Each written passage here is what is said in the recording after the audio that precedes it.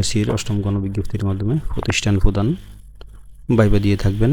তাদের জন্য গুরুত্বপূর্ণ কিছু টিপস এবং গুরুত্বপূর্ণ কিছু প্রশ্ন নিয়ে আসছি। সেগুলো হলো, দেখেন আপনি কি করবেন যারা ভাইবা দিবেন। প্রথমে যেসব শিক্ষক ভাইবা দিবেন, ভাইবা দেওয়ার আগে আপনাকে কি করবেন দেখেন, ঢোকার সময় সালাম দিবেন। নিয়মকানুনগুলো: ঢোকার সময় সালাম দিন, বসতে বললে বসুন, অন্যথায় দাঁড়িয়ে থাকুন। চোখে চোখ রেখে কথা বলুন, জি স্যার ব্যবহার করে সম্বোধন করুন। নার্ভাস হলেও ধীরে ধীরে কথা বলুন।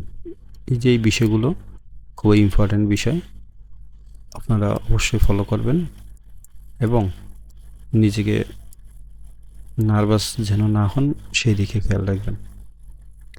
প্রথমে আপনি জিজ্ঞেস করতে পারে আপনাকে, আপনার প্রতিষ্ঠানে ফলাফল খারাপ হলে প্রথম কি করবেন?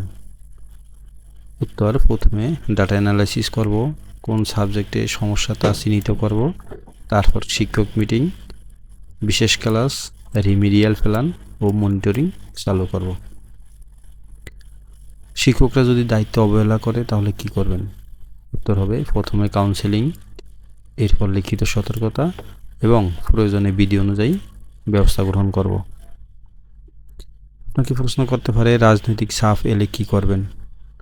উত্তর হবে: আমি নীতিমালা ও আইন মেনে চলব, নিরপেক্ষতা বজায় রাখব। দুর্নীতি প্রতিরোধ করবেন কিভাবে? স্বচ্ছতা, ডিজিটাল রেকর্ড এবং নিয়মিত অডিট নিশ্চিত করব, তাহলে দুর্নীতি রোধ করতে পারব।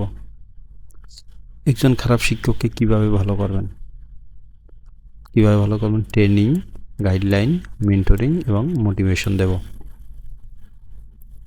আপনি কেন এই পদের জন্য যোগ্য? আপনাকে জিজ্ঞেস করতে পারে যে আপনি কেন এই প্রধান শিক্ষক অথবা সহকারী প্রধান শিক্ষক, আপনি যেই পদেরই হন না কেন, এই পদের জন্য কেন আপনি যোগ্য?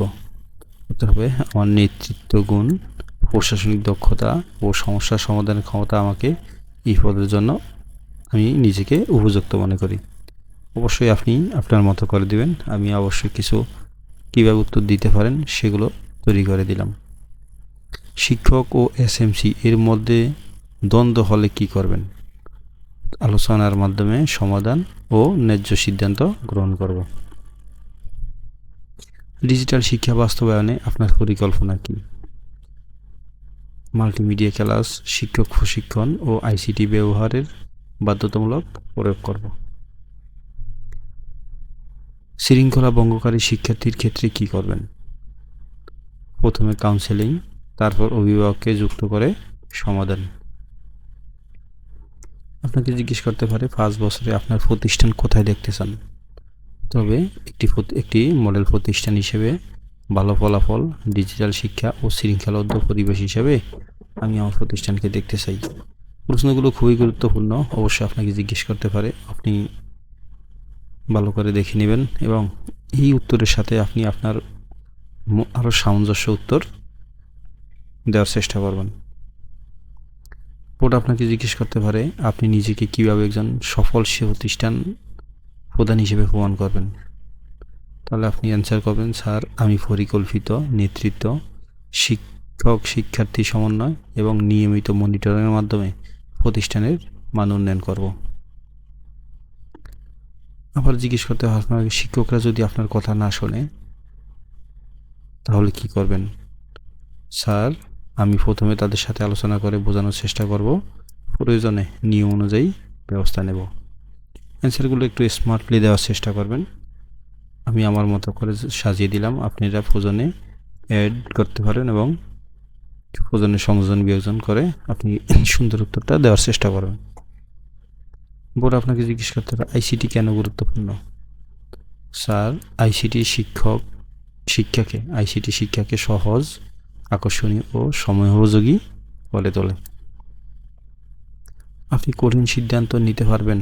আপনাকে জিজ্ঞেস করতে পারে যে আপনি কঠিন সিদ্ধান্ত নিতে পারবেন কিনা।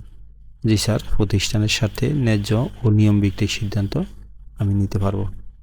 এই প্রশ্নগুলো আসলে একবারে কমন প্রশ্ন, আপনাকে জিজ্ঞেস করতে পারে।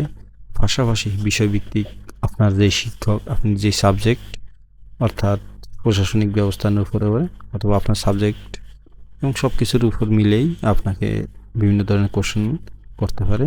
তো তো কিছু গুরুত্বপূর্ণ প্রশ্ন আমি এই ভিডিওতে দেখানোর চেষ্টা করলাম, এবং পরবর্তী ভিডিওতে আমি বিভিন্ন ধরনের সাবজেক্টিভ এবং গুরুত্বপূর্ণ ভাইবার যে প্রশ্নগুলো জিজ্ঞেস করতে পারে সেগুলো প্রতিদিন আপলোড করব। আপনারা আমার চ্যানেলে নতুন হয়ে থাকলে অবশ্যই চ্যানেলটি সাবস্ক্রাইব করবেন, তাহলে আমার ভিডিও পেতে আপনাদের খুব ইজি হবে এবং আপনারা আশা করি কিছু শিখতে পারবেন। তো আজ এই পর্যন্তই। আসসালামু আলাইকুম।